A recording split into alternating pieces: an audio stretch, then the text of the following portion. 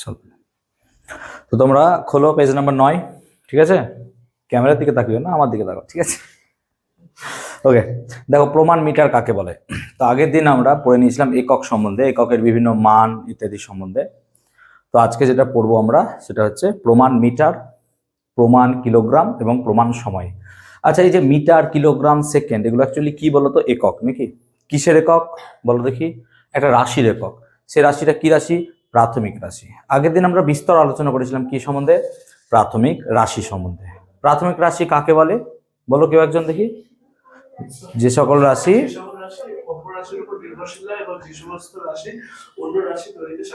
Yes, তাহলে যে সমস্ত রাশি একের অপরের উপর নির্ভরশীল নয় এবং যে রাশির সাহায্যে অন্যান্য সমস্ত রাশি তৈরি হয় তাদেরকে কি বলা হয়?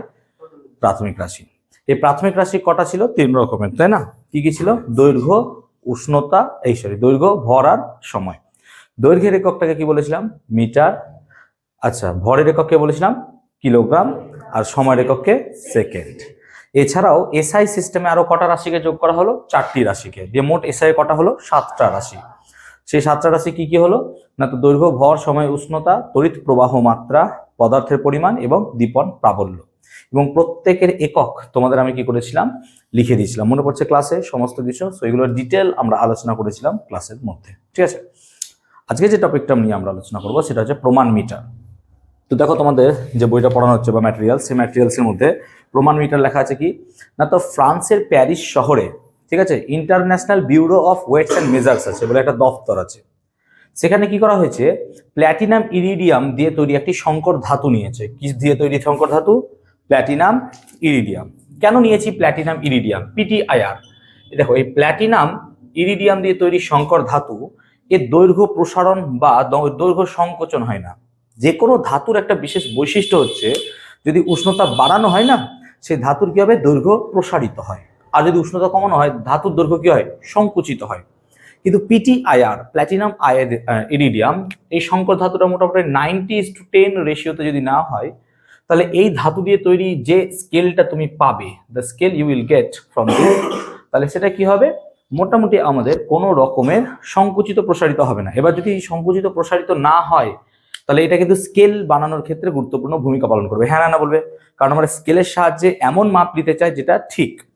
যেমন ধরো তুমি আর্মি ট্রেনিং এ গেছো এবং আর্মি ট্রেনিং এ গিয়ে যাওয়ার পর তোমাকে মাপ নিতে হচ্ছে। ওখানে কি মাপ নেবে? একদম এক্সাক্ট পারফেক্ট মাপ নেয়, তাই না? যদি ভুলভাল মাপ নেয় ওখানে, তাহলে তোমার আর্মি ট্রেনিং এর ক্ষেত্রে কি হবে? সেটা সমস্যা দাঁড়াবে। সমস্যা দাঁড়াবে না? তাহলে ওখানে এক্সাক্ট মাপ দরকার। সিমিলারলি যখন আমরা কোনো রিসার্চ করব, রিসার্চের ক্ষেত্রে আমাদের 0.01 মিলিমিটারও তো খুব গুরুত্বপূর্ণ না? তো সেই মানটাকেও আমাদেরকে ক্যালিব্রেট করতে হবে। তো সেই কারণে আমাদের কি খুব গুরুত্বপূর্ণ মান দরকার। এবার সেখানে যদি দৈর্ঘ্য বৃদ্ধি বা দৈর্ঘ্য কমে যায়, তাহলে কিন্তু সেটা এরর হবে, ভুল হবে নাকি? আমরা এই ভুলটা চাইবো না একদমই, ঠিক আছে? যাতে এই ভুলটা না হয় সেই কারণে কিন্তু এই জিনিসটা করা। প্ল্যাটিনাম ইরিডিয়াম ধাতু দিয়ে তৈরি একটি নির্দিষ্ট দুটি দাগের মধ্যবর্তী দূরত্বকে 0°C উষ্ণতায়, এই দূরত্ব বা এই দৈর্ঘ্যটাকে বলি আমরা 1 মিটার। তাহলে ফ্রান্সের প্যারিস শহরে অবস্থিত কি international bureau of weights and measures এর সদর দপ্তর বা দপ্তরে রক্ষিত বা রাখা একটি প্ল্যাটিনাম ইরিডিয়াম সংকর ধাতুর 0°C উষ্ণতায় দুটি নির্দিষ্ট দাগের মধ্যবর্তী দূরত্বকে আমরা কি বলবো? 1 মিটার। তাহলে এটা যদি 1 মিটার হয়, একে যদি 100 ভাগে ভাগ করা হয়, তাহলে প্রতিটা ভাগকে বলা হবে 1 সেন্টিমিটার। হ্যাঁ না বলবে? কারণ তোমরা জানো 1 সেন্টিমিটার মানে কত হয়? 1/100 মিটার। হ্যাঁ না বলবে? কারণ 1 সেন্টিমিটার মানে কত হয়? 1/100 মিটার, তাই না? তাহলে 1 মিটারের 100 ভাগের 1 ভাগকে আমরা কি বলবো? 1 সেন্টিমিটার, ঠিক আছে? তাহলে সিমিলারলি আমরা এখানে দেখো বলছি যে প্রমাণ দৈর্ঘ্যটা হচ্ছে ওই দুটি দাগের মধ্যবর্তী দূরত্ব। তো সংজ্ঞাটা একদম ঠোঁটস্থ রাখবে একদম, হ্যাঁ, কোনো রকমের যেন সমস্যা না হয়। পরবর্তী ক্ষেত্রে কি করা হলো? 1960 খ্রিস্টাব্দে যখন আমাদের কি করা হলো? এসআই সিস্টেম ফর্ম করা হলো, তখন মিটারের দেখো একটা নতুন সংজ্ঞা দেওয়া হলো। সত্যি কথা বলতে এটা আমার মুখস্থ থাকে না, তোমাদের মুখস্থ করতে হবে, কিছু করার নাই, ঠিক আছে? আফটার অল আমার মুখস্থ না থাকলেও হবে, ঠিক আছে? আমি তো বই দেখে দেখে বলে দিতে পারবো, কিন্তু পরীক্ষা কাজে কি হবে? তোমাদেরকে লিখতে হবে, ঠিক আছে? ওকে, তাহলে মনে রাখবে আগের দিন যা পড়ানো হয়েছিল তার সাডেন টেস্ট আজকে হলো, আর আজকে যা পড়ানো হবে তার সাডেন টেস্ট পরের দিন হবে। তো কেয়ারফুলি থাকবে, প্রত্যেকদিন কিন্তু সাডেন টেস্ট হবে। আর যদি না হয় তাহলে আমার উপর কোনো প্রতিবাদ করবে না, স্যার আপনি বলেছিলেন তো আজকে সাডেন টেস্ট হবে, আজকে কেন হলো না?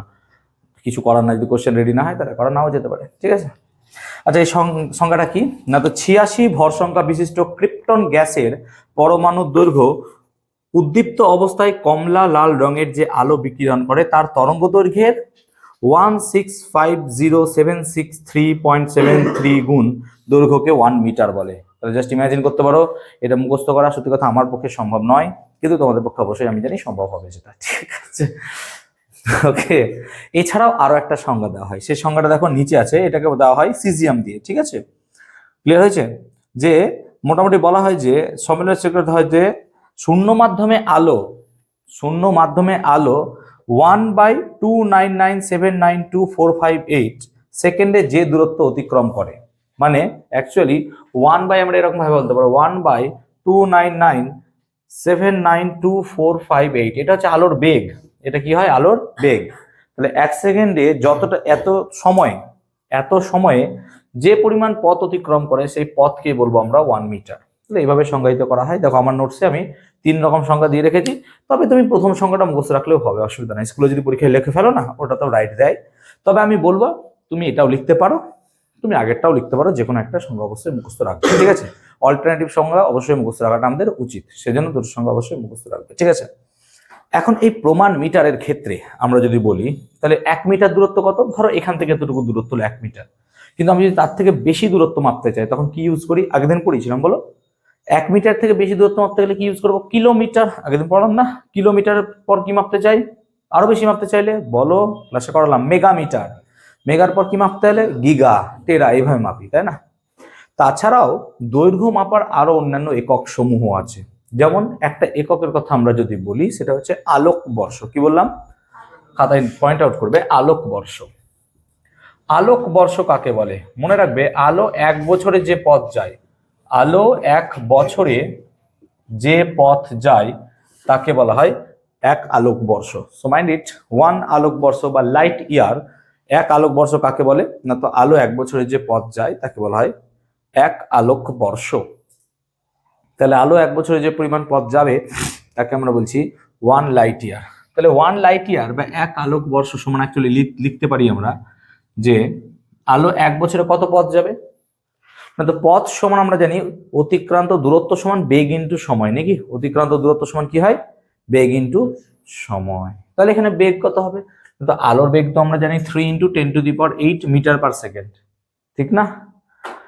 আর আমাদেরকে 1 বছর বার করতে হলে কি করতে হবে? এখানে 1 বছরে যত সেকেন্ড হয় তত দিয়ে গুণ করতে হবে। কেন? কারণ বেগ ইন্টু কি করতে হবে আমাকে? সময়। এবার 1 বছরে কত সময় মানে কত সেকেন্ড, এটা বার করতে হবে। তো দেখো 1 বছর মানে হচ্ছে 365 দিন। 365 দিন মানে হচ্ছে 24 ঘন্টা, মানে 24 ঘন্টা একদিন। তাহলে 365 × 24 যদি করো, ঠিক আছে, 365 দিন 24 ঘন্টা মানে টোটাল ঘন্টা পেলাম। আর ঘন্টাকে যদি মিনিট করতে চাও তাহলে কি হবে? 3600 দিয়ে গুণ করতে হবে এই সেকেন্ড করতে চাইলে। তাহলে 365 দিনকে আমি মিনিট ঘন্টা করলাম 24 দিয়ে গুণ করে, আর 3600 যদি গুণ করি তাহলে কি হয়ে যাবে? সেকেন্ড হয়ে যাবে। এবং পুরো রাশিটাকে যদি গুণ করো তাহলে হয়ে গেল তোমার আলোক বর্ষ। এবং আমার যেহেতু মুখস্থ আছে, এবার ক্যালকুলেট করে দেখে নেবে, 9.46 × 10⁻15 মিটার হয়। সো মাথায় রাখবে 1 লাইট ইয়ার 1 আলোক বর্ষ মানে হয় কত? 9.46 × 10⁻15 মিটার। মাথায় রাখবে, আগের দিন পড়েছিলাম, কি পড়েছিলাম? যে 10⁻15 মিটার মানে কত হয় বলো? পড়েছিলাম পেটা মিটার, নাকি? পেটা, মনে পড়ছে? তার মানে 1 লাইট ইয়ার মানে আমি লিখতে পারবো, এটাকে বলা হয় পেটা। তাহলে এটা লিখবো 9.46 পেটা মিটার। লিখতে পারবো না? পারবো না? বলো, পারবো তো? সো মনে রাখবো 1 লাইট ইয়ার মানে হচ্ছে 9.46 পেটা মিটার, এটা মাথায় রাখবে। আবার অনেক সময় মিটারকে কিলোমিটার করে নেওয়া হয়, তখন এভাবেও লেখা যায় 1 লাইট ইয়ার বা আলোক বর্ষ সমান 9.46 × 10⁻12 কিলোমিটার। অনেকভাবে স্কুল প্রশ্ন দেয়, তো তোমাদেরকে সবসময় তৈরি থাকতে হবে, এটুকু মাথায় রাখবে, ঠিক আছে? হ্যাঁ হ্যাঁ 15 হবে, সরি, থ্যাংক ইউ, বলে দিলাম তো, ঠিক আছে। So whatever, this is all about আলোক বর্ষ, ঠিক আছে। তাহলে আলোক বর্ষ কাকে বলে আমরা মোটামুটি বুঝলাম, যে আলো 1 বছরে যতটা পথ যায়, তাই না? এই আলোক বর্ষ ছাড়াও আরো বৃহৎ একক আছে। আলোক বর্ষ ছাড়াও আরো বড় এককের মানটাকে আমরা কি বলি না, তো আলোক বর্ষ ছাড়াও আমরা বলি অ্যাস্ট্রোনমিক্যাল ইউনিট। কি বলবো? Astronomical unit, AU। মনে রাখবে ওয়ান অ্যাস্ট্রোনমিক্যাল ইউনিট কাকে বলে? সূর্য থেকে পৃথিবীর গড় দূরত্বকে বলা হয় ওয়ান অ্যাস্ট্রোনমিক্যাল ইউনিট। তাহলে সূর্য থেকে পৃথিবীর গড় দূরত্বকে আমরা কি বলবো? AU বা অ্যাস্ট্রোনমিক্যাল ইউনিট। মাথায় থাকবে কথাটা, অ্যাস্ট্রোনমিক্যাল ইউনিট, ঠিক আছে? তাহলে সূর্য থেকে পৃথিবীর গড় দূরত্ব কত? 15 কোটি কিলোমিটার, নাকি? সূর্য থেকে পৃথিবীর গড় দূরত্ব হচ্ছে 15 কোটি kilometre. Sen one astronomical unit মানে কত হবে? 15 কোটি কিলোমিটার, ঠিক আছে? সো 15 crore কিলোমিটার, 15 কোটি কিলোমিটার এটা হবে। আর 1 কোটি মানে কত? 10 to the power 7, নাকি? তার মানে আমরা বলতে পারি যে 15 into 10 to the power 7 kilometre. ঠিক তো? হ্যাঁ না বলবে? 1 কোটি মানে তো 10 to the power 7 মানে তো 1 কোটি হয়, তাই না? তাহলে 15 কোটি কিলোমিটার, এটা মাথায় রাখবো আমরা, অ্যাস্ট্রোনমিক্যাল ইউনিট। তাছাড়াও আরো একটা একক আছে, সেটাকে বলা হয় পারসেক। কি বলা হয়? পারসেক। পারসেক বলা হয়। পারসেক কাকে বলে? আর পারসেকের সঙ্গে লাইট ইয়ারের সম্পর্ক কি? 1 পারসেক সমান মাথায় রাখবে 3.26 লাইট ইয়ার, আলোকবর্ষ। এটা প্রচুর পরীক্ষায় দেয় পারসেকের সঙ্গে লাইট ইয়ারের সম্পর্ক। সো 1 পারসেক ইকুয়াল টু কি হবে? 3.26 লাইট ইয়ার, ঠিক আছে? মাথায় থাকে যেন 1 parsec equal to should be 3.26 light year, ঠিক আছে? 1 পারসেক কাকে বলা হয়? না তো যে বৃত্তচাপ 1 অ্যাস্ট্রোনমিক্যাল ইউনিট ব্যাসার্ধের ফলে যে বৃত্তচাপ কি করছে? আমাদের কেন্দ্রে 1 সেকেন্ড তৈরি করছে, 1 সেকেন্ড কেন্দ্রে কোণ তৈরি করছে, তাকে বলবো 1 পারসেক, ঠিক আছে? নোটসে আছে, আমার অসুবিধা নাই, ঠিক আছে? কি হয়েছে এটা দেখো, যে অ্যাস্ট্রোনমিক্যাল ইউনিট সূর্য থেকে পৃথিবীর দূরত্ব, এটাকে যদি নেওয়া হয় তাহলে যে বৃত্তচাপ কেন্দ্রে 1 সেকেন্ড কোণ তৈরি করে তাকে বলা হয় 1 parsec. But most importantly 1 parsec equal to কত লিখবো? 3.26 লাইট ইয়ার, আলোকবর্ষ লিখবো। 1 parsec equal to 3.26 light year বা আলোকবর্ষ, ঠিক আছে? এই হলো আমাদের মোটামুটি দৈর্ঘ্য মাপার একক। তো দৈর্ঘ্য মাপার বৃহৎ একক হচ্ছে পারসেক, দেখো, এবং ওয়ান অফ দা বড় একক, সেই জন্য আমরা বলি দৈর্ঘ্য মাপার সবচেয়ে বড় একক কি হবে? পারসেক। তো মাথায় রাখবে, স্টার দিয়ে রাখবে, দৈর্ঘ্য মাপার সবচেয়ে বড় এককের নাম কি হবে? পারসেক, ঠিক আছে? তো 1 parsec equal to light year কত হবে? 3.26 আলোকবর্ষ বা 3.26 আলোকবর্ষ। ক্লিয়ার হলো? তুমি পারসেককে কল্পনা করতে পারছো না কত বড়। আলোকবর্ষ তো এত বড়, 10 টু দি পাওয়ার 12 কিলোমিটার, মানে বুঝতে পারছো? একের পিছনে 12টা শূন্য বসালে যত কিলোমিটার হয়। এখান থেকে শিয়ালদা 12 কিলোমিটার হেঁটে যেতে পারবে শিয়ালদা। আর এখান থেকে তাহলে কত দূর, মানে আলো সূর্য থেকে পৃথিবীতে আসতে সময় নেয় 8 মিনিট। আর তুমি ভাবো তাহলে যে আলো 1 বছরে কত পথ যেতে পারে, তাহলে এত বড় বড় পথ কি মাপার কাজে লাগতে পারে আমাকে বলো তো দেখি? কি মাপার কাজে? নক্ষত্রদের দূরত্ব, নাকি? গ্রহের দূরত্ব, নক্ষত্রের দূরত্ব। লাইক আমাদের এখান থেকে অন্য একটা নক্ষত্রের দূরত্ব, এখান থেকে স্টিফেনসন 218 এর দূরত্ব, এখান থেকে আমরা অন্য যে কোনো নক্ষত্রের দূরত্ব মাপতে পারি, প্রক্সিমা সেন্টাউরি। এগুলো সব পারসেক এবং আলোকবর্ষ এককে মাপা হয়। তাহলে মাথায় রাখবো, পারসেক এবং আলোকবর্ষের সাহায্যে নক্ষত্রদের দূরত্ব মাপা হয় বা গ্রহের দূরত্ব মাপা হয়, এটাই তাদের কাজ।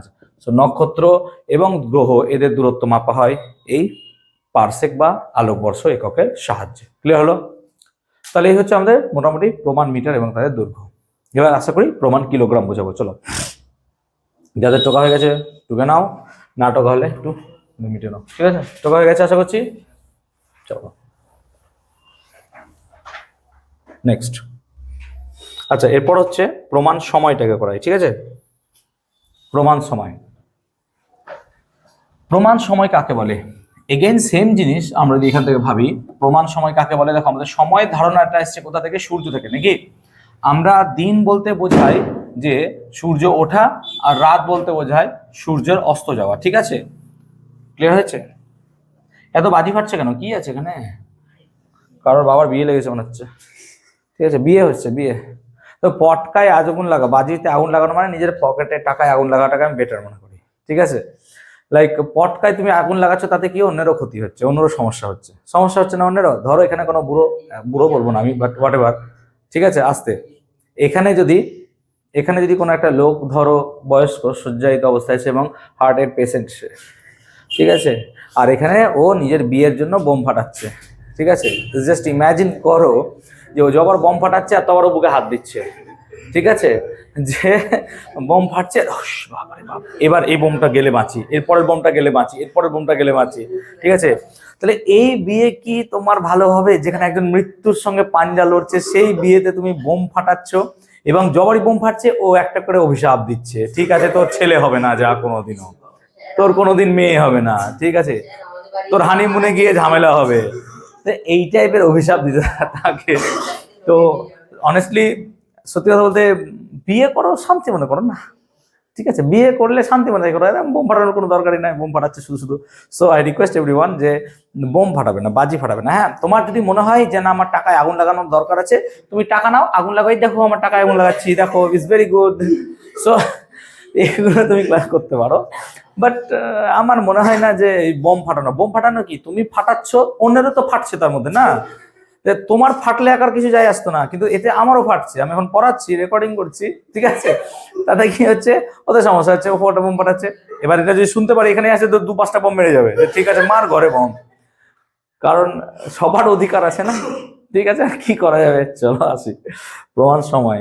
আচ্ছা, প্রমাণ সময় কাকে বলে? দেখো, তাহলে সময় বলতে আমরা যেটা বুঝি, সূর্য উদয় হওয়া আর সূর্য ডুবে যাওয়া। সূর্য উদয় হওয়াকে আমরা বলি দিন শুরু, আর সূর্য ডুবে যাওয়াটাকে আমরা কি বলি, রাত শুরু। এইভাবে তো দিনের ধারণা এসেছিল নাকি? এখন নরওয়ে যদি যাও, সময়টা গন্ডগোল হয়ে যাবে। কেন? নরওয়ে থেকে একটানা 6 দিন আর একটানা 6 মাস রাত, 6 মাস দিন 6 মাস রাত। মানে তুমি যখন 6 মাস দিন চলছে, দিনেই উঠছো, দিনেই ঘুমাচ্ছ, দিনেই কাজ করছো, দিনেই খাচ্ছ, দিনেই ডিনার, দিনেই লাঞ্চ, দিনেই সব দিনে। আর যখন রাত, তখন রাতেই ঘুম থেকে উঠছো, রাতেই জাগছো, ঠিক আছে? এভরিথিং রাত্রে, ঠিক আছে? তো একটা স্টুডেন্ট আমাকে এরকম বলছিল, স্যার নরওয়েতে বিশাল একটা ভালো জায়গা, যে 6 দিন 6 মাস কোনো বিল আসবে না। কেন? দিনের বেলা তো কোনো কিচ্ছু নাই, আর বাকি 6 মাস সারাদিন যে বিল আসবে, তো ওখানে ব্যালেন্স হয়ে যায়।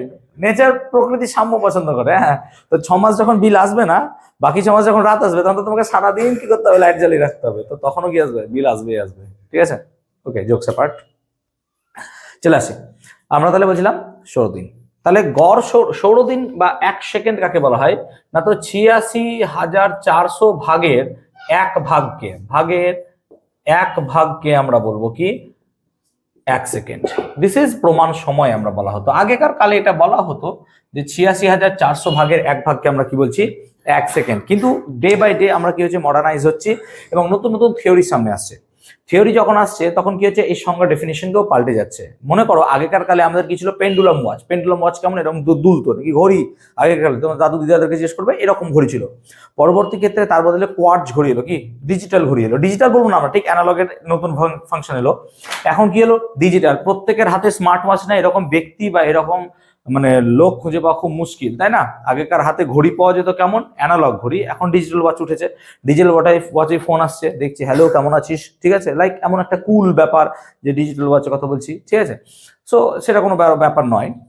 ফ্যাক্ট হচ্ছে যে তারপর সায়েন্টিস্টদের ক্ষেত্রেও যে নতুন নতুন ওয়াচ তৈরি হলো, সেগুলোর কথা ভাবো একবার। লাইক কোয়ান্টাম ওয়াচ যখন তৈরি হয়ে গেল, তখন আমরা 10⁻, মানে কি বলবো, টাইমকে খুব স্লো মোশনে দেখতে শুরু করলাম। লাইক আমাদের এই মোবাইল ফোনেও কি আছে, স্লো মোশন ক্যাপচার করা যায়, তাই না? আমি হাঁটছি, এরকম ভাবে হাঁটছি সুন্দরভাবে, এগুলো স্লো মোশন করা যায়। কিন্তু কোয়ান্টামের ক্ষেত্রে আরো স্লো করা যায়, কারণ সেখানে এক্সাইট করা হয় একটা অ্যাটমকে, পরমাণুকে এক্সাইট করে তখন এটাকে স্লো করা হয়। জাস্ট এগুলো মনে রাখো। তো আমরা বলছি সেক্ষেত্রে যদি এত স্লো টাইম করা যায়, তাহলে সময়কে আমি আরো নিখুঁতভাবে মাপতে পারবো। তখন কি করা হতো, বিভিন্ন রকমের পরমাণুকে এক্সাইট করে বা উত্তেজিত করে সেখান থেকে যে আলো বেরোচ্ছে সেগুলোকে ধরে মাপা হতো, ঠিক আছে? তো তার বিভিন্ন রকমের 2 রকমের সংজ্ঞা দেওয়া আছে, দেখবে সেই 2 রকমের সংজ্ঞা পড়ে নেবে, ঠিক আছে? আমরা আলোচনা করব সৌরদিন কাকে বলে। সৌরদিন কাকে বলা হয় না, তো মনে রাখবে যে এমন একটা জায়গা চুজ করো যেখানে সূর্য দুবার যায়। একবার অস্ত যাচ্ছে মানে কি, এই পয়েন্ট থেকে সূর্য দুবার ক্রস করছে। এই রকম যদি দুবার ক্রস করার মাঝেরটাকে বলবো আমরা কি, গড় সৌরদিন। মানে দেখো, একটা জায়গায় সূর্য এভাবে চলে গেল, তাহলে এটা কত হলো, 12 ঘন্টা। যে আবার ক্রস করছে মানে কত, 12 ঘন্টা, তাহলে কত হবে টোটাল, এটাকে কি বলি, একটা গড় সৌরদিন। কিন্তু একটা জায়গায় সূর্য সব যখন উদয় হবে আর যখন ওই জায়গা থেকে বেরোবে, সবসময় একই হবে না নাকি? কারণ দেখবে গরমকালে বা গ্রীষ্মকালে কি হয়, আমাদের নিরক্ষরেখার ওপর সূর্য লম্বভাবে আপতিত হয়।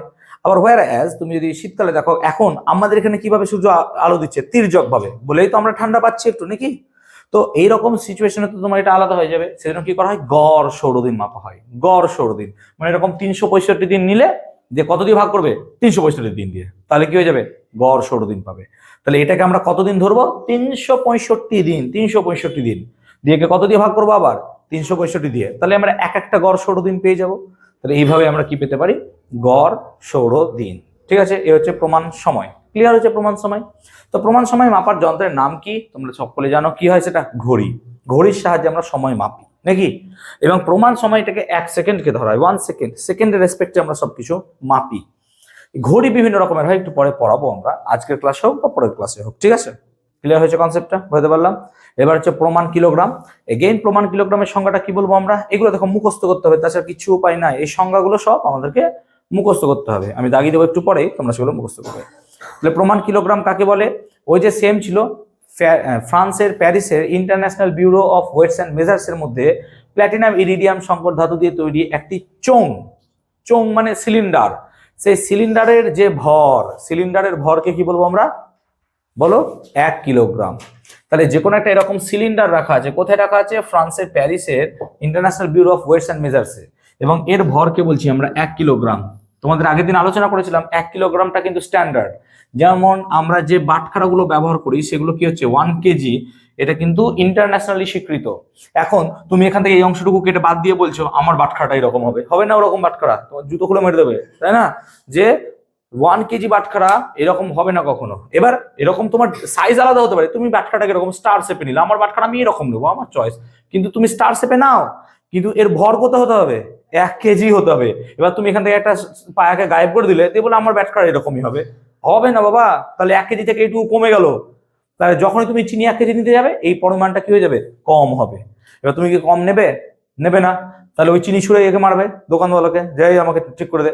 সেই জন্য এটা ইন্টারন্যাশনালি স্বীকৃত, তাই না? ইন্টারন্যাশনালি স্বীকৃত না হলে পরে কি হবে, সমস্যা হয়ে যাবে, কারণ আমার কাছে একরকম, তোমার কাছে একরকম হয়ে যাবে।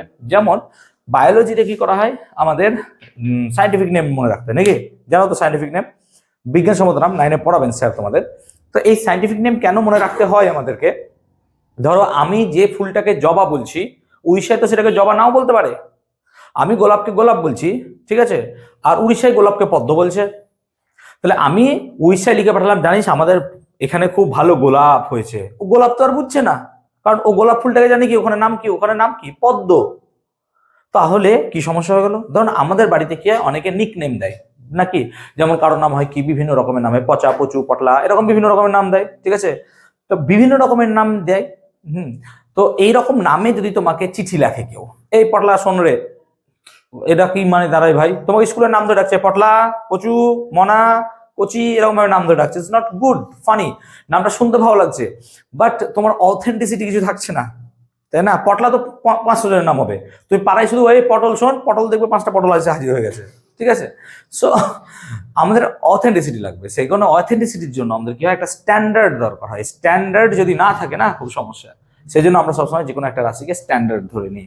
লাইক আমাদের কোশ্চেনটাকে কি করা হয়, যখন স্কুলের কোশ্চেন করা হয়, একটা অ্যাভারেজ কোশ্চেন করা হয়, তোমরা ভালো করে দেখবে অ্যাভারেজ কেন করা হয় কোশ্চেন, যাতে সবাই মোটামুটি অ্যাটেন্ড করতে পারে। কোশ্চেনটাকে যদি এরকম করা হয় যে ক্লাসের ফার্স্ট বয় তাকে মাথায় রেখে কোশ্চেন করবো, যারা মোটামুটি মিডিওকর বা লোয়ার মিডিওকর স্টুডেন্ট, তারা কি করবে, জাহান্নামে যাবে, ফেল করবে, তাছাড়া তার উপায় নাই, নাকি? অঙ্ক কোশ্চেন এমন করেছে শুধু first boy, second boy, third বয় পারবে, আর কেউ পারবে না, যাও মায়ের ভোগে। শুধু মাত্র লিস্টে 3 জন পাস করবে, বাকিটা সব ফেল হয়ে যাবে। এটা বিশেষ কিছু একটা স্কুলের কোশ্চেন, ঠিক আছে? এই কোশ্চেনটাকে ফলো করে অঙ্কের ভৌত বিজ্ঞানের ক্ষেত্রে, নাকি যে এত কোশ্চেন কঠিন করব যাতে আমার আরেকবার টেস্ট নেওয়ার দরকার হয়, এবং গার্জেনদেরকে কি করবো, এই দেখুন আপনার ছেলে পড়ছে না, আরে ভাই কোশ্চেন একটা স্ট্যান্ডার্ড থাকবে তো, তুমি করাচ্ছ সরকারি বই কোশ্চেন দিচ্ছ কেসিনাগ থেকে, এরকম তো করা যাবে না, না? আর তোমাদের 9-10 একটা স্ট্যান্ডার্ড আছে, সিলেবাস আছে, এবার তুমি কি করছো, 5 মার্কসের বড় বড় কোশ্চেন গুলোকে সব শর্ট কোশ্চেন দিয়ে দিচ্ছ, তাহলে কি করবে, তাহলে একটা ছেলে টাইম ম্যানেজ করবে কি করে ভাই 3 ঘন্টা?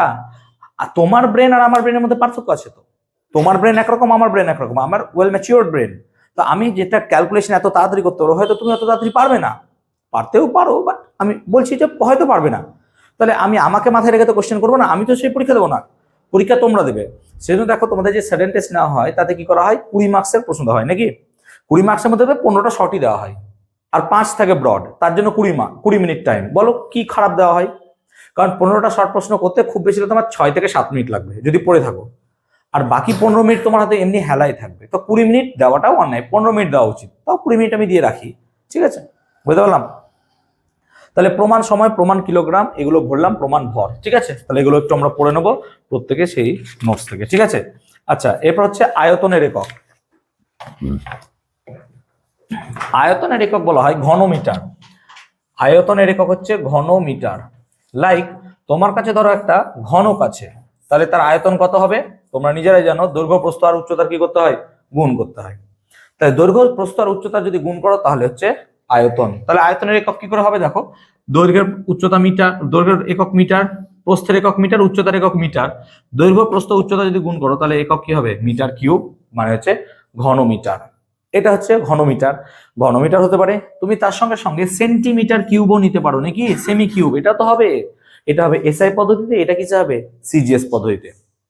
তবে তরল পদার্থের আয়তন আমরা মিটার কিউব, সেন্টিমিটার কিউব ছাড়া বাদেও আর একটা রাশি দিয়ে মাপি। কি দিয়ে বলো তো? লিটার। লিটারে মাপি। আমাকে 1 লিটার দুধ দিন তো দাদা, নাকি 1 লিটার জলের বোতল দিন তো। তাহলে 1 লিটার জল বা 1 লিটার আমরা আয়তনকে মাপি। তাহলে 1 লিটার কাকে বলা হয়? না তো 4 ডিগ্রি সেন্টিগ্রেড উষ্ণতায়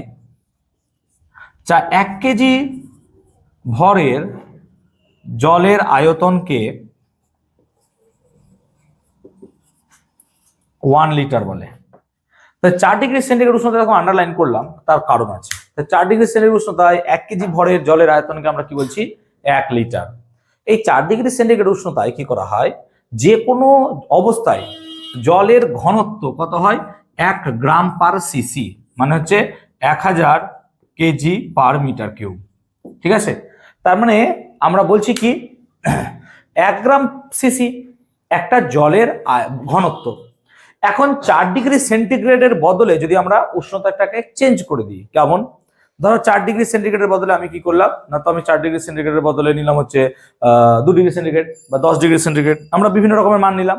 তাতে সমস্যা কি হবে? জলের ঘনত্বটাও কি হয়ে যাবে? চেঞ্জ হয়ে যাবে। ক্লাস 9-এর শেষের দিকে আমি তোমাদের পড়াবো জলের ব্যতিক্রান্ত প্রসারণ। সেখানে দেখাবো যে 0 ডিগ্রি সেন্টিগ্রেড থেকে যখন 4 ডিগ্রি সেন্টিগ্রেডে তোমরা যাবে, জলের ঘনত্ব তখন বৃদ্ধি পায়, আর 4 ডিগ্রি সেন্টিগ্রেড থেকে যখন 10 ডিগ্রি সেন্টিগ্রেডে যাবে, ঘনত্ব হ্রাস পায়। তাহলে তুমি বুঝতে পারছো কোন উষ্ণতায় জলের ঘনত্ব সর্বাধিক হবে? 4 ডিগ্রি সেন্টিগ্রেড। দেখো 0 থেকে 4-এ বৃদ্ধি পাচ্ছে, 4 থেকে 10 আবার হ্রাস পাচ্ছে। তাহলে এক্স্যাক্টলি 4 ডিগ্রি সেন্টিগ্রেড উষ্ণতায় জলের ঘনত্ব কি হচ্ছে? সর্বাধিক। এবং এই 4 ডিগ্রি সেন্টিগ্রেড উষ্ণতায় এই যে জলের ঘনত্ব, সেটা হচ্ছে 1 গ্রাম পার সিসি। এবার যদি তুমি 4-এর থেকে বাড়িয়ে দাও বা 4 ডিগ্রি সেন্টিগ্রেড থেকে কমিয়ে দাও, ঘনত্বের মান কি হয়ে যাবে? চেঞ্জ হয়ে যাবে। তখন 1 কেজি ভরে জলের আয়তন আর কি হবে না? 1 গ্রাম হবে না। 1 গ্রাম পার সিসি ঘনত্ব অনুযায়ী তার আয়তন 1 লিটার হবে না, 1 লিটারের বেশি বা কম হয়ে যাবে, তাই না? তো সেই কারণে লিটারের সংজ্ঞায় 4 ডিগ্রি সেন্টিগ্রেড উল্লেখ থাকে। তাই লিটারের সংজ্ঞায় 4 ডিগ্রি সেন্টিগ্রেড উল্লেখ থাকে কেন? কারণ 4 ডিগ্রি সেন্টিগ্রেড উষ্ণতায় জলের ঘনত্ব সর্বাধিক। যদি উষ্ণতার পরিবর্তন করা হয় 4 ডিগ্রি সেন্টিগ্রেডের আগে পরে, তাহলে পরে কি হবে? আমার জলের ঘনত্ব চেঞ্জ হয়ে যাবে এবং তখন 1 কেজি ভরের জলের আয়তন 1 লিটার হবে না। ঠিক আছে?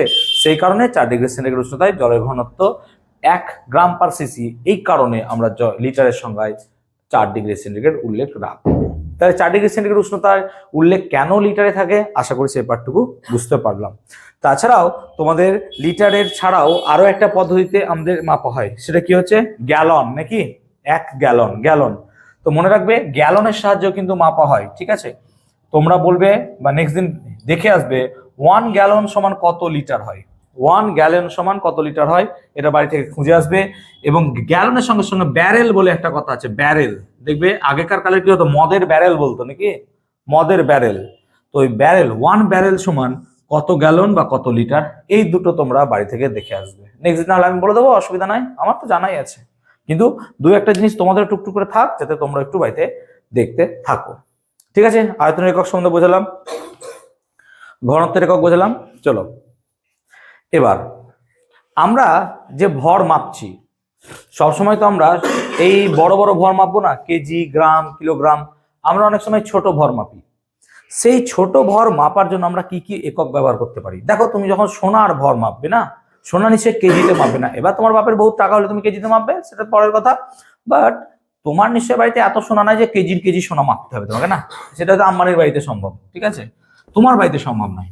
তাহলে কেজি সোনা যদি আমাকে মাপতে হয় একান্তই, বা সোনা যদি আমি কিনতে যাই অ্যাকচুয়ালি, তাহলে আমরা গ্রাম এককে মাপি বা মিলিগ্রাম, নাকি রে?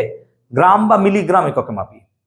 আবার দেখো, তুমি যখন হিরে মাপো তখন কিসে মাপো? সোনার বিশুদ্ধতা কিসে মাপো? ক্যারাটে মাপো। 22 ক্যারেট, 24 ক্যারেট নাকি? তাহলে অ্যাকচুয়ালি এই যে হীরের মাপা হয় সেটা হচ্ছে ক্যারেট এককে দিয়ে মাপা হয়, ক্যারেট একক। তো 1 ক্যারেট ইকুয়াল টু 200 মিলিগ্রাম হয়, মাথায় রাখবে 1 ক্যারেট ইকুয়াল টু 200 মিলিগ্রাম, এগুলো মাথায় রাখতে হবে। এখন ক্যারেটে মাপলাম, এবার ধরো আমি অণু পরমাণুর ভর মাপবো, এগুলো তো আরো ছোট, চোখেই দেখা যায় না। তাহলে অণু পরমাণুর ভর কি এককে মাপা হয়? মনে রাখবে অ্যাভোগ্রাম এককে মাপা হয়, অ্যাভোগ্রাম। অ্যাভোগ্রাম এককে কি করা হয়? অণু পরমাণুর ভর মাপা হয়। এই অ্যাভোগ্রাম এককটার আরেকটা নাম হচ্ছে পারমাণবিক ভর একক, এরই আরেকটা নাম হচ্ছে পারমাণবিক ভর একক। এর আরেকটা নাম হচ্ছে, একে বলা হয় AMU, অ্যাটমিক মাস ইউনিট, একে আরেকটা নামে বলা হয় ইউ।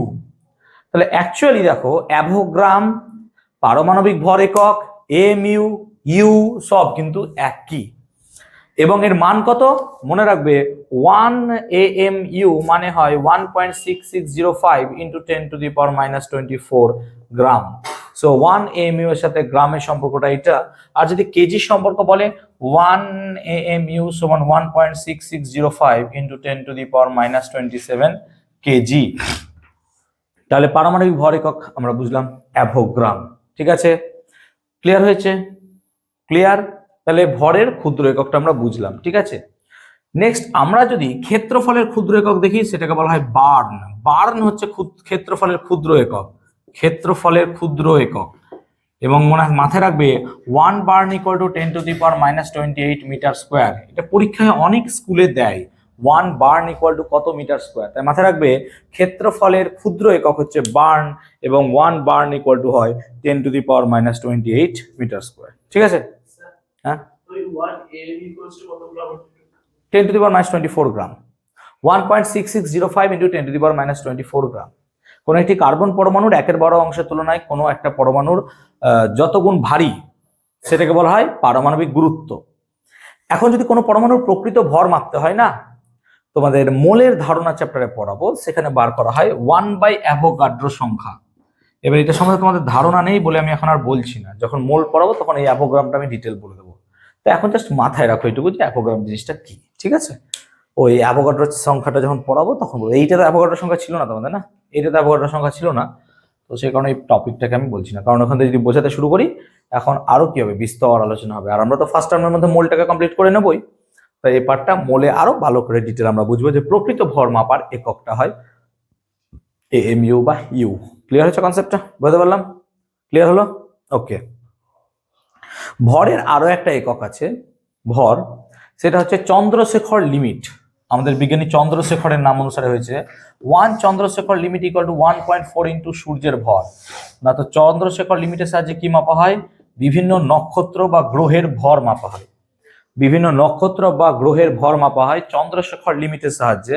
এবং চন্দ্রশেখর বিজ্ঞানী সম্ভবত আমাদের নোবেল পেয়েছিলেন 1930 সালে সম্ভবত, একবার দেখে নিও। Whatever, 1 CSL Chandrasekhar limit equal to হয় 1.4 ইন্টু সূর্যের ভর।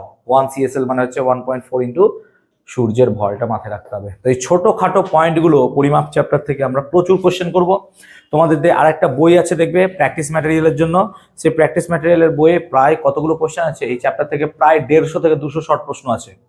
তো এবার ওগুলো আস্তে আস্তে আমাদেরকে সলভ করতে শুরু করতে হবে। ঠিক আছে, চলো এবার আমরা আলোচনা করব ভৌত রাশির মাত্রা।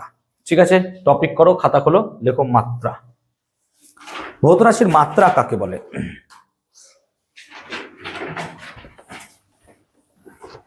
দেখো, কোন ভৌত রাশি বা লব্ধ রাশিগুলি কি হয়? প্রাথমিক রাশির সঙ্গে যুক্ত। হ্যাঁ না বলবে? কারণ প্রাথমিক রাশির সাহায্যেই তো লব্ধ রাশি তৈরি হয়, ঠিক না ঠিক নয়? প্রাথমিক রাশির সাহায্যে কি হয়? লব্ধ রাশিগুলো তৈরি হয়, ফার্স্ট ক্লাসে বুঝিয়েছিলাম। যেমন তুমি ভাবো বেগ, বেগ কি হয়? দৈর্ঘ্য বাই সময়, নাকি? তার মানে বেগ এইভাবে যুক্ত। তাহলে এই যে প্রাথমিক রাশিগুলি একে অপরের সঙ্গে একটা ঘাতে যুক্ত। ঘাত মানে তুমি ভাবো যদি আমরা লিখি কোনো এক জায়গায় বেগ ইকুয়াল টু কি হবে? দৈর্ঘ্য বাই সময়, নাকি? তার মানে তুমি লক্ষ্য করো এখানে বেগের ক্ষেত্রে দৈর্ঘ্যের ঘাত কত আছে? দৈর্ঘ্যের ঘাত হচ্ছে 1, নাকি? ইন্টু সময়ের ঘাত কত হচ্ছে বলো তো? -1। হ্যাঁ না বলে? সময়টা উপরে গেলে কি হবে? -1 হবে না? তার মানে তুমি দেখো এখানে বেগের ক্ষেত্রে দৈর্ঘ্য আর সময়, দৈর্ঘ্যের ঘাত হচ্ছে 1, সময়ের ঘাত হচ্ছে কি? -1। এই যে দৈর্ঘ্য আর সময় এগুলো প্রাথমিক রাশি, যে যে ঘাতে উন্নীত, এই সম্পর্কটাকে আমরা প্রকাশ করি মাত্রার দ্বারা। এই সম্পর্কটাকে কি করে প্রকাশ করি? মাত্রার দ্বারা। এবার বিভিন্ন ভৌত রাশির মাত্রা বিভিন্ন, তো মাত্রাগুলো একটু লিখে দিচ্ছি, মনে রাখবে এগুলো। যেমন ধরো দৈর্ঘ্যের মাত্রাকে আমরা লিখবো এল দ্বারা, ভরের মাত্রাকে লিখবো এম দ্বারা, সময়ের মাত্রাকে লিখবো টি দ্বারা, উষ্ণতার মাত্রাকে লিখবো থিটা দ্বারা, তারপর হচ্ছে তোমার প্রবাহ মাত্রা যেটাকে বলা হয় তড়িৎ প্রবাহ মাত্রা, তড়িৎ প্রবাহ মাত্রা লিখবো আই দ্বারা, দীপন প্রাবল্যের মাত্রা আমরা লিখবো জে দ্বারা, আর পদার্থের পরিমাণ অর্থাৎ মোল তার মাত্রা লিখবো আমরা এন দ্বারা। তাহলে এই হচ্ছে বিভিন্ন রাশির মাত্রা। তাহলে মনে রাখবো দৈর্ঘ্যের মাত্রা হয় এল, ভরের মাত্রা হয় এম, সময়ের মাত্রা হয় টি, উষ্ণতার মাত্রা কত হয় থিটা, এবং প্রবাহ মাত্রার মাত্রা হয় আই, দীপন প্রাবল্য জে, পদার্থের পরিমাণ এন। এবার জাস্ট ভালো করে বোঝো জায়গাটা। তুমি দেখো বেগ সমান দৈর্ঘ্য বাই সময় নাকি? তাহলে দেখো তো দৈর্ঘ্যের মাত্রা কি হয়? দৈর্ঘ্যের মাত্রা কি হয়? এল। তাহলে তুমি কি লিখবে? এল। আর সময়ের মাত্রা কি হয়? টি। তাহলে কি হলো? এল টি টু দি পাওয়ার -1। এবার থার্ড ব্র্যাকেট দিয়ে দাও, তাহলে এটাই হলো বেগের মাত্রা। কার বুঝতে অসুবিধা? দেখো আমি দৈর্ঘ্যের জায়গায় কি লিখলাম? এল, আর সময়ের জায়গায় কি লিখলাম? টি। তাহলে এল বাই টি মানে কত হলো? এল টি টু দি পাওয়ার -1। এই যে এল টি টু দি পাওয়ার -1 হলো, এটা কার মাত্রা? এটা বেগের মাত্রা। তাহলে বেগের মাত্রা হলো এল টি টু দি পাওয়ার -1। চলো আরেকটা সহজে বার করি। দেখো দেখো ত্বরণের মাত্রা কত হবে? ঠিক আছে, ত্বরণ মানে হচ্ছে বেগ বাই সময়। বেগ বৃদ্ধি হয়, বাদ দাও না, বেগ লেখো। ত্বরণের মাত্রা হচ্ছে বেগ বাই সময়।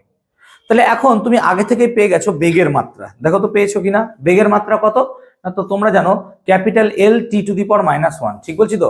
বেগের মাত্রা হচ্ছে capital L capital T to the power -1। তাহলে বেগের জায়গায় কি লিখবে? Capital L T to the power -1 by নাকি। আর সময়ের মাত্রা কত? Capital T. তাহলে ক্যাপিটাল টি বসিয়ে দেবো। তাহলে কি হয় দেখো, L T to the power -1 into T to the power -1। হ্যাঁ না বলবে, কারণ এই টিটাকে উপরে তুলে দিলে নিশ্চয়ই টি টু দি পাওয়ার -1 হয়।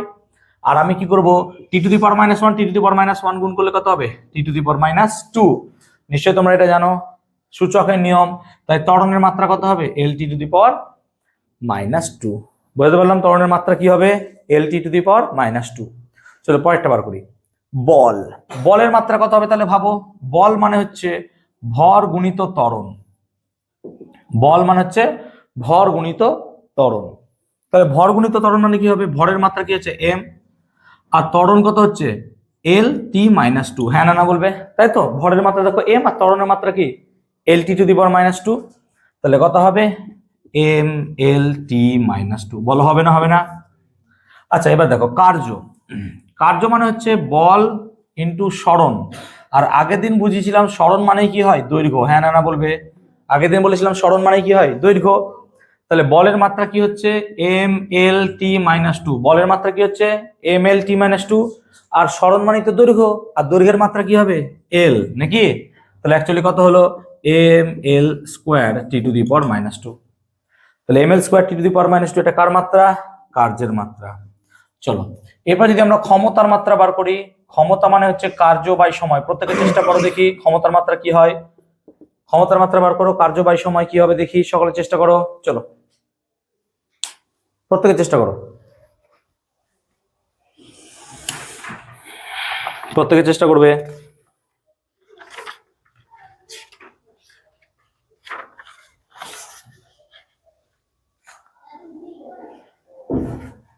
চেষ্টা করো, চেষ্টা করো, প্রত্যেকে চেষ্টা করো।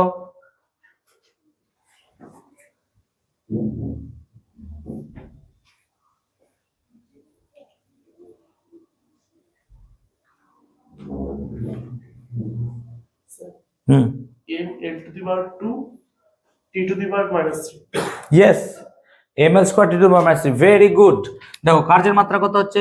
M L square T to the power -2 নাকি। এটা কার্যের মাত্রা তো বসালাম ওখানে।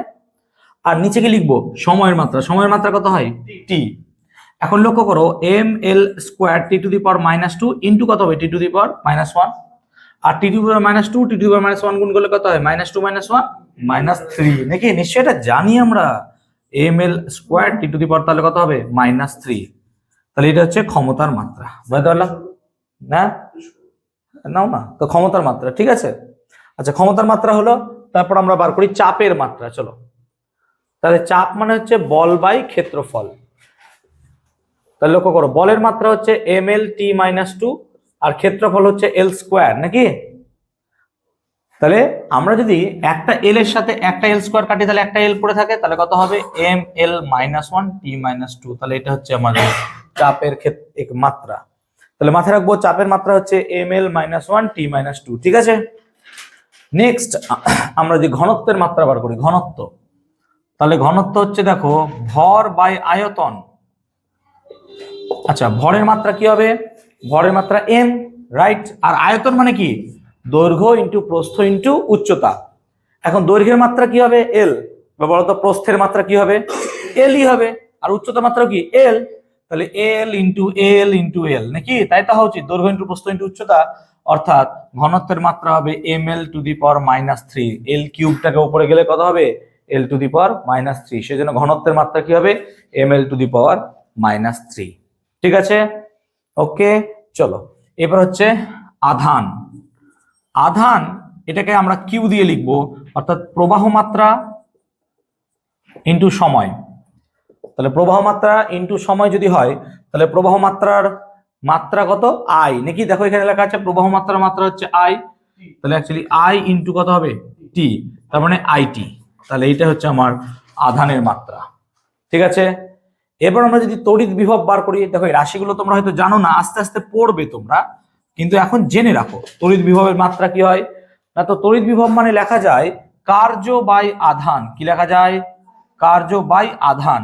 চলো এবার নিজেরাই বার করার চেষ্টা করো তো দেখি তড়িৎ বিভব কি হবে। কারণ এই দেখো তুমি এখানে জানো কার্যের মাত্রা, আর তুমি এখানে পেয়ে গেছো আধানের মাত্রা। তাই তুমি কার্যের মাত্রা পেয়ে গেছো এবং আধানের মাত্রা পেয়ে গেছো, এবং তুমি এখানে বার করো কার্য এবং আধানের মাত্রা। ml²t⁻⁻3i। তাহলে কত হলো দেখো, কার্যের মাত্রা কত হচ্ছে? না তো ml²t⁻⁻2, আর আধানের মাত্রা কত হচ্ছে? আইটি, নাকি? আধানের মাত্রা আইটি। তাহলে আধানের জায়গায় যদি আমরা আইটি গুণ করে দিই, আইটি লিখে দিই, তাহলে এরকম হবে। ঠিক আছে, এবার লক্ষ্য করো, তাহলে এটা কি হবে? ml²t⁻⁻2 into i⁻⁻1 t⁻⁻1। হবে না? হবে না বলো, আইটিটাকে উপরে নিয়ে গেলে। তাহলে পরে t⁻⁻1 এর সাথে t⁻⁻2 গুণ করলে কি হবে? ml²t⁻⁻3, আর কি হবে? Yes, i⁻⁻1। তাহলে তড়িৎ বিভবের মাত্রা হচ্ছে এইটা। বলতে পারলাম তড়িৎ বিভবের মাত্রা। তো আমরা সবে মাত্র 1 2 3 4 5 6 7 8 9 9টা মাত্র রাশির মাত্রা করলাম। কিন্তু তোমাদের এই টেক্সট বুকে তুমি লক্ষ্য করো যে 3 আর 4 পেজ বার করতে বলেছিলাম, সেখানে কটা রাশির মাত্রা আছে একবার দেখো তো। জাস্ট দেখো কটা রাশির মাত্রা দেওয়া আছে। যে ছকটা 50টা পড়তে বলেছিলাম, দেখো এবার মাত্রা আছে ওখানে, দেখেছো? 75টা রাশির মাত্রা দেওয়া আছে এই বইটাতে, তাই না? 75টা রাশি। কোনটা বলো? এটা পদার্থের পরিমাণ। তাহলে 75টা রাশির মাত্রা আমাদের কি করতে হবে? জানতে হবে। কিন্তু আমরা এক সপ্তাহে এত পারবো না, নাকি? Sir thank you. এক সপ্তাহে তো পারবো না, তো আমরা এক সপ্তাহে কটা করি? 50টা করি প্র্যাকটিস বাড়িতে। নিশ্চয়ই পারবো 50টা। তাহলে 50টা রাশির এবার কি করব? ওই ছক থেকে 50টা রাশির মাত্রাও করব, এককও করব, সব সামনের সপ্তাহে। এবং এখান থেকে আমি 5টা কোশ্চেন কিন্তু দেবো সামনের পরীক্ষায়, সার্টেন টেস্টে। এরা মাথায় থাকে যেন 5টা থেকে 7টা কোশ্চেন আমি এখান থেকে দেবই দেবো। সেই জন্য প্রত্যেকে কিন্তু এই ছক ভালো করে মনে রাখবে, ঠিক আছে? অ্যান্ড 75টা রাশির একদম ভালো করে মনে রাখবে। কিন্তু আমরা সামনের দিনের জন্য কটা রাশি করব? মাত্র 50টা, ঠিক আছে? এবার চলো, টোকা হয়েছে। এবার পয়েন্ট করো মাত্রীয় সমীকরণ। কারোর কাছে ঘড়ি আছে? কটা বাজলো? কোচিং একটা ঘড়ি বসাতে হবে আমাদের। দেখো তো কটা বাজলো না? ঘড়ি এনেছো? আনো নি কেউ? হ্যাঁ, 7:04। ঠিক আছে, টাইম আছে আমাদের কাছে এখন। ভালো করে মাত্রাটা ভালো করে বোঝো, কিন্তু কোনো অসুবিধা আছে? কি করলাম বুঝতে পারলো তো? একদম একদম বাচ্চা জিনিস। হ্যাঁ, সব লেখা আছে। বললাম তো, যে ব্যবস্থার সাহায্যে প্রাথমিক রাশিগুলিকে একটি ঘাতে উন্নীত করা যায়, ঠিক আছে? ঘাতে মানে তোমাদেরকে বোঝালাম না যে দৈর্ঘ্যের ঘাত, ভরের ঘাত, সময়ের ঘাত, এই ঘাতে উন্নীত করা হয়, সেই ব্যবস্থাটাকে বলা হয় অ্যাকচুয়ালি মাত্রা। এবং একে যখন সমীকরণ আকারে প্রকাশ করা যাবে তখন তাকে বলা হয় মাত্রীয় সমীকরণ। কি বলা হয়? মাত্রীয় সমীকরণ। চলো দেখো,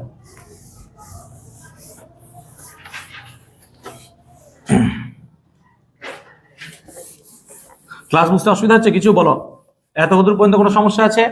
দেখো মাত্রা বার করতে গেলে তোমাকে না মুখস্থ করতে হবে। কি মুখস্থ করতে হবে? দৈর্ঘ্যের মাত্রা কি, ভরের মাত্রা কি, কখনো এগুলো মাত্রা মুখস্থ করার দরকার নাই, কিন্তু ওই যে 7টা এখানে লিখে দিলাম, ওটা মুখস্থ করলে বাকি সব পারবে, তাই না? বাকি সব পারবে। তাহলে আমি এখানে 9টা আজকে করে দিলাম, বাড়িতে তোমরা ওগুলো 50টা ট্রাই করবে। প্রত্যেকের খাতায় আমি যেন 50টা ট্রাই করা দেখি। ফর্মুলা দেওয়া আছে, ফর্মুলায় মাত্রাগুলো বসাবে, দিয়ে বার করবে। তোমাদের নোটসে শুধুমাত্র আই এর বদলে এ ব্যবহার করবে। কি বললাম? এই যে প্রবাহ মাত্রাটা আই হয়, সেটাকে কি ব্যবহার করবে? ওখানে এ। তাই যেখানে এ আছে মাথায় রাখবে সেটা আই হবে। কি বললাম? যেটা এ হবে সেখানে কি হবে? বাস, তাহলে ঠিক আছে, ঠিক আছে। আই লিখবে, নোটসে এ দেওয়া আছে, আগেকার কালে ওটাকে এ লিখতো, কিন্তু এখন আই হবে, ঠিক আছে? ক্লিয়ার হয়েছে? বলে দিচ্ছি তো। আচ্ছা, এবার চলে আসি আমরা কোথায়? মাত্রীয় সমীকরণ। না তো কোনো মাত্রীয় রাশিকে বা এই রাশিকে যখন সমীকরণ আকারে প্রকাশ করা যাবে তখন তাকে বলা হবে মাত্রীয় সমীকরণ। তখন কি বলবো? মাত্রীয় সমীকরণ। এই মাত্রীয় সমীকরণের সাহায্যে আমরা অনেক কিছু জানতে পারি। যেমন ক্লাস 11-এ যখন উঠবে তোমরা পড়বে, কোন একটা সমীকরণকে বানাতে পারবো, কোন একটা সমীকরণকে তৈরি করতে পারবো, কোন রাশির সঙ্গে সম্পর্ক বানাতে পারবো। আবার কোন একটা সমীকরণ বা কোন একটা রাশির সত্যতা যাচাই করতে পারবো, যে ওয়েদার এই সমীকরণটা ঠিক কিনা। এক্সাম্পল দিচ্ছি, যেমন ধরো বিখ্যাত আইনস্টাইনের ইকুয়েশন E=mc²। এটা বিখ্যাত সমীকরণ এবং এটা সত্য সমীকরণ, তো একদম ঠিক সমীকরণ, ভুল নয়। কিন্তু আমাকে প্রশ্ন দেবে মাত্রীয় সমীকরণের সাহায্যে এটাকে যাচাই করো যে সমীকরণটি নির্ভুল কিনা। ঠিক আছে, সমীকরণটি নির্ভুল কিনা, সমীকরণটি নির্ভুল কিনা। তাহলে E=mc² এর সাহায্যে প্রমাণ করতে হবে মাত্রীয় সমীকরণটি নির্ভুল কিনা। মনে রাখবে বাম দিকের মাত্রা আর ডান দিকের মাত্রা সর্বদা সমান হবে, অর্থাৎ ই এর মাত্রা যা হবে mc² এর মাত্রাও কি হবে? সেম হবে। অর্থাৎ ই এর মাত্রা আর mc² এর মাত্রা কি হবে? সর্বদা সেম। কি বললাম? ই এর মাত্রা আর mc² এর মাত্রা সেম। এবার এই ই মানে হচ্ছে শক্তি, আর শক্তির মাত্রা আর কার্যের মাত্রা মনে রাখবে সেম হয়। শক্তির মাত্রা আর কার্যের মাত্রা সেম। তাহলে আমরা এখন কি লিখতে পারি? দেখো, ক্যাপিটাল ই এর মাত্রা কি লিখবো? কত হবে? শক্তির মাত্রা। এবার শক্তির মাত্রা মানেই তো কার্যের মাত্রা, আর কার্যের মাত্রা এক্ষুনি বার করেছিলাম, কি হয়? ml²t⁻²। তাহলে ক্যাপিটাল ই এর মাত্রা কি লিখবো? ml²t⁻²। মাথায় রাখবে ক্যাপিটাল ই এর মাত্রা কি লিখবো? ml²t⁻²। এবার mc² এর মাত্রা কি? দেখো, m মানে তো ভর, আর ভরের মাত্রা কি হয় বলো? m। স্মল m মানে কি? ভর, আর ভরের মাত্রা কি হয়? m। এবার সি কি স্যার? সি তো আমরা জানি না। দেখো, এই সি মানে হচ্ছে আলোর বেগ। সি মানে কি হচ্ছে? এবার আলোর বেগটা এক প্রকারের বেগ নাকি? আলোর বেগ তো বেগ, আর বেগের মাত্রা কি হয় এখনই বার করেছিলাম। বলো বেগের মাত্রা কি? বেগের মাত্রা কি হয়? lt⁻⁻1। এগুলো মনে রাখবে প্রত্যেকে। বেগের মাত্রা কত হয়? lt⁻⁻1। তাহলে দেখো আমি কি লিখবো? lt⁻⁻1, কিন্তু দেখো উপরে কি আছে? একটা স্কোয়ার। তাহলে এখানেও কি করব? স্কোয়ার দেব। বলো এত দূর ঠিক আছে? সি মানে হচ্ছে আলোর বেগ, বেগের মাত্রা বসালাম, স্কোয়ার দিলাম, আর এম মানে হচ্ছে ভর, ভরের মাত্রা দিলাম। এখন এম, এবার এল এর স্কোয়ার কি হবে? এল স্কোয়ার নাকি? আর t⁻⁻1 এর স্কোয়ার করলে কত হবে বলো? t⁻²। Very very good. এবার দেখো তো তুমি এর মাত্রা এর মাত্রা সমান হচ্ছে কিনা। যদি তাই হয় তাহলে আমরা লিখবো এখন ই ও mc² এর মাত্রা কি হচ্ছে? সমান বা একই। তাই E=mc², সমীকরণটি কি হবে? নির্ভুল। সমীকরণটি নির্ভুল। ক্লিয়ার হলো? E=mc² সমীকরণটি নির্ভুল হলো। তাহলে কি করে প্রমাণ করলাম? বাম দিকের মাত্রা আর ডান দিকের মাত্রা কি করে দিলাম? সমান। বাম দিকের মাত্রা ডান দিকের মাত্রাকে কি করলাম? সমান। ঠিক আছে, চলো এবার যদি আমরা আর একটা দেখি, যে v = u + at, এই সমীকরণটা নির্ভুল কিনা। এবার এখানে তো যোগ আছে, এবার কি করব? এখানে তো কিছু ছিল না স্যার, এখানে আপনি আবার একটা কঠিন জিনিস দিয়ে দিলেন, তাই না? এরকম কিছু না। মনে রাখবে, ভালো করে শুনে নাও, মনে রাখবে ভি, মনে রাখবে ভি এর মাত্রা, ইউ এর মাত্রা আর এটির মাত্রা সব সমান হবে। অর্থাৎ ইন্ডিভিজুয়ালি ভি এর মাত্রা, ইউ এর মাত্রা, এটির মাত্রা সব সমান হতে হবে, তবে একটা সমীকরণ সমান হবে। তোমার ভাবনা উচিত ছিল বা ধারণা হবে যে স্যার ভি এর মাত্রা সমান এই দুটো মাত্রা যোগফলের সঙ্গে সমান হবে, তাই না? হওয়া উচিত হবে না, কারণ মাত্রাকে এভাবে আমরা যোগ করতে পারবো না। তুমি কি করে যোগ করবে এম এল স্কোয়ার টি মাইনাস টু তার সঙ্গে এম এল কিউব, কি করে যোগ করবে? এটা হবে সম্ভব নাকি? কোনদিন পসিবল আছে? কোনদিন পসিবল নয়, কারণ এটা তো দুটো আলাদা আলাদা ডাইমেনশন। তা আমরা সবসময় এরকম ভাবে ভাববো যে এই মাত্রীয় সমীকরণটা তখনই ঠিক হবে যখন ইন্ডিভিজুয়ালি, এককভাবে, ব্যক্তিগত এককভাবে এর মাত্রা সমান হবে। তাহলে কি হবে? সমমাত্রার রাশিকে যোগ করা যায়। যেমন ধরো তুমি সব সময় ধরো মিটারের সাথে মিটারকে যোগ করতে পারবে, পারবে তো? লাইক 2 মিটারের সাথে আমি 3 মিটার যোগ করতে পারবো না? পারবো না? 5 মিটার, কিন্তু তখনও কি তুমি 2 মিটারের সঙ্গে 5 কেজিকে যোগ করতে পারবে? সম্ভব? দেখো এদের একক আলাদা হয়ে যাচ্ছে, আর একক আলাদা মানে কি? তাদের মাত্রা তো আলাদা। একটার মাত্রা কি হচ্ছে ভরের মাত্রা এল, আর একটার মাত্রা কি কেজি এম, দুটোর মাত্রা আলাদা। এরকম আলাদা মাত্রা যুক্ত রাশিকে কখনোই যোগ করা যাবে না। তুমি যোগ করতে পারবে সমমাত্রিক রাশিকে, যাদের মাত্রা সেম হবে। তাই যখনই এরকম যোগ বিয়োগ এরকম সমীকরণ থাকবে, তোমার মাথায় ধারণা থাকা উচিত কি হবে না, তো আমার এদের সকলের মাত্রা কি হবে? সেম হবে। তাহলে তুমি দেখো ভি মানে হচ্ছে বেগ, আর বেগের মাত্রা কি না, তো এলটি টু দি পাওয়ার -1। হ্যাঁ না বলবি? এই ভিটাকে বলা হয় প্রাথমিক বেগ, কি বলা হয়? আর ইউটাকে বলা হয় অন্তিম বেগ। কি বললাম? এটাকে বলা হয় অন্তিম বেগ, আর ইউটাকে বলা হয় প্রাথমিক বেগ। আচ্ছা, অন্তিম বেগ আর প্রাথমিক বেগ দুটোর মাত্রা কি হবে? সেমই তো হবে। কত হবে? LT two the power -1। হ্যাঁ না বলবে? আরে বেগই তো, প্রাথমিক হোক আর অন্তিম হোক। কিন্তু আরেকটা কথা লক্ষ্য রাখো, এটি এখন এটির মধ্যে এ হচ্ছে ত্বরণ, তো ত্বরণের মাত্রা কি বলো? এলটি -2। হ্যাঁ না বলবে? আর স্মল টি এর মাত্রা কি? ইন্টু ক্যাপিটাল টি, সময় তো। তাহলে এলটি টু দি পাওয়ার -1। আচ্ছা এবার বলো তো, ভি এর মাত্রা, ইউ এর মাত্রা আর এটির মাত্রা সবার সমান হলো মাত্রা, তো সবার মাত্রা সমান মানে সমীকরণটা কি হয়ে যাবে? নির্ভুল, বা সমীকরণটা ট্রু, ঠিক। তাহলে সমীকরণটা ঠিক হলো কি করে না, তো যেহেতু সবার মাত্রা সমান হলো। আর একটা নিচ্ছি লাস্ট আজকে, চলো। স্যার এই জন্য কারণ তিনজনের মাত্রা সমান হবে, তাহলে এই তো এর মাত্রা এর মাত্রা এর মাত্রা সবার সমান হয়ে গেল। লাস্টে টিটা কি বলবে? সময়। তোমার কি সমস্যা আছে চোখের দেখতে একটু? তো তুমি আগে বসবে যদি অসুবিধা হয়, ঠিক আছে? স্যার এইটির কথা বলছেন, এইটির এটির মাত্রা বসালাম, এর মাত্রা ত্বরণ, আর ঠিক সময়, তা সময় গুণ করে দিলাম না, ঠিক আছে? ওকে চলো। স্যার এই মুহূর্তে আলোচনা দেখতে এই বোর্ডে এখানে আরো অসুবিধা হচ্ছে কারোর? তোমাদের অসুবিধা হচ্ছে? এই দিক থেকে আলোচনা করছে না, অসুবিধা তো হওয়া উচিত না এই বোর্ডে। তাই তুমি ওইদিকে বসবে, ঠিক আছে? ওইদিকে বসবে, অসুবিধা কি আছে? ওই বোর্ড তো আমি ইউজ করবো, এখন তো ইউজ করিনি কিছু। যখন আমি নিউটনস পড়াবো বা তোমাদের সেকেন্ড চ্যাপ্টার পড়াবো, তখন তো ওই বোর্ড আমার মানে প্রচুর কাজে লাগবে। চলো নেক্সট দেখো, s equal to u t plus half a t square. এবার এইটা সমীকরণ নির্ভুল কিনা প্রমাণ করতে হবে। একটু জটিল হয়ে গেল ইকুয়েশনটা, তাই না? বেশি জটিল হয়ে গেল সুজিত?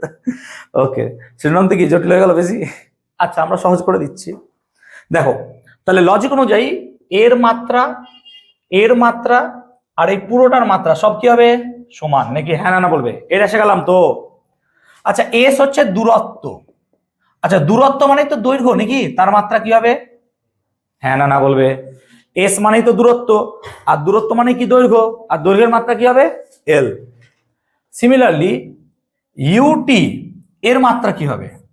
লক্ষ্য করো, ইউ মানে একটু আগে কি বললাম? বেগ। হ্যাঁ না বলবি? প্রাথমিক বেগ। আর বেগের মাত্রা কি হবে? LT two the power -1। হ্যাঁ না বলবে? আর স্মল টি মানে কি? সময়, তো সময়ের মাত্রা কি হবে? Capital T. আর টি এর সাথে t-1 কিছু নাই মানে তো 1, তাহলে 1 এর সাথে -1 এই গুণ করলে কি হবে? এল। হ্যাঁ না বলবে? তোমরা নিশ্চয়ই এটা জানো যে x টু দি পাওয়ার -1 এর সাথে যদি x গুণ করো তাহলে কত হয়? 1 নাকি? তাহলে টি এর সাথে টি টু দি পাওয়ার -1 গুণ করলে কত হবে? 1, আর এল পড়ে আছে, ঠিক আছে? থার্ড ব্র্যাকেট দিয়ে দাও অবশ্যই। এবং তোমরা লক্ষ্য করো হাফ এটি স্কোয়ার এর মাত্রা কি হবে? এবার স্যার হাফের মাত্রা কি হবে? যে কোনো ধ্রুবক রাশির মাত্রা হয় সবসময় 1, কোনো মাত্রা হয় না। কি বললাম? যে কোনো ধ্রুবক রাশির মাত্রা সর্বদা কত হবে 1, কোনো মাত্রা হবে না, তাহলে হাফের মাত্রা কত হবে 1। Very good. আচ্ছা এর মাত্রা কত হবে? এ তো ত্বরণ, তো ত্বরণের মাত্রা হবে LT-2 নাকি? আর টি স্কোয়ার মানে ক্যাপিটাল টি তার স্কোয়ার, হ্যাঁ না বলবে? এবার দেখো আবার -2 করলে কি হবে? কেটে যাবে নাকি? তাহলে পড়ে থাকবে কত? এল, পড়ে থাকবে এল। তাহলে দেখো সবগুলোর মাত্রা কি হচ্ছে? সেম হচ্ছে। অর্থাৎ দেখো এস এর মাত্রা এল, ইউটির মাত্রা কি হচ্ছে? এল, এবং হাফ এটি স্কোয়ার প্রত্যেকের মাত্রা কি হচ্ছে? এল। তাহলে এস এর মানে দূরত্বের মাত্রা হচ্ছে এল, ইউটির মাত্রা হচ্ছে এল, এবং হাফ এটি স্কোয়ারের মাত্রা এল। তো যেহেতু সবগুলোর মাত্রা এল, এখানে আরেকবার লিখে দিচ্ছি আমি। দেখো এস এর মাত্রা হচ্ছে এল, ইউটি যদি করো তাহলে ইউটি মানে কত? LT⁻⁻10, তাহলে এটা হচ্ছে এল, আর হাফ এটি স্কোয়ারের মাত্রা কত হচ্ছে? এল। তো সবার মাত্রা যেহেতু এল হচ্ছে, তাহলে এই সমীকরণটা কি হবে? ঠিক নির্ভুল। বুঝতে পারলাম সমীকরণ নির্ভুলতা। তাহলে আমরা আজকের ক্লাসে কি আলোচনা করলাম? আজকের ক্লাসে আলোচনা করলাম প্রমাণ ভর, প্রমাণ সময়, আর কি প্রমাণ দৈর্ঘ্য, তাদের ছোট বড় বিভিন্ন একক, যেমন আলোকবর্ষ, তাই না, মাইক্রোগ্রাম ইত্যাদি, এগুলো ছোটখাটো জিনিস। আর সবচেয়ে মোস্ট ইম্পর্টেন্ট টপিক আজকে কি আলোচনা করলাম? মাত্রা। মাত্রা আজকে আলোচনা হলো, মাত্রা। তাহলে মাথায় রাখবে আজকের ক্লাসে মাত্রা আলোচনা হলো, এবং তোমরা কি করবে মাথায় রাখবে 50টা রাশির মাত্রা কিন্তু আমার খাতায় কমপ্লিট করে নিয়ে আসবে। খাতায় 50টা রাশির মাত্রা কি করবে? খাতায় কমপ্লিট করে নিয়ে আসবে। প্রত্যেকের আমি চেক করব। আমাদের টেক্সট বুকের আমরা যে বইটা দিয়েছি সেই বইয়ের ছকে এগুলো করে দেওয়া আছে, সেই ছকে এগুলো সব দেওয়া আছে, ঠিক আছে? এই বইয়ের ছকে এগুলো সব দেওয়া আছে। ক্লিয়ার হয়েছে? কোনো সমস্যা আজকের ক্লাসে বলতে পারো? শ্রীনন্তী ক্লিয়ার হয়েছে? আরে বলে দিলাম তো, হাফ ধ্রুবক রাশির মাত্রা 1 হয় সব সময়। মন দেবে এইদিকে অবশ্যই, ঠিক আছে?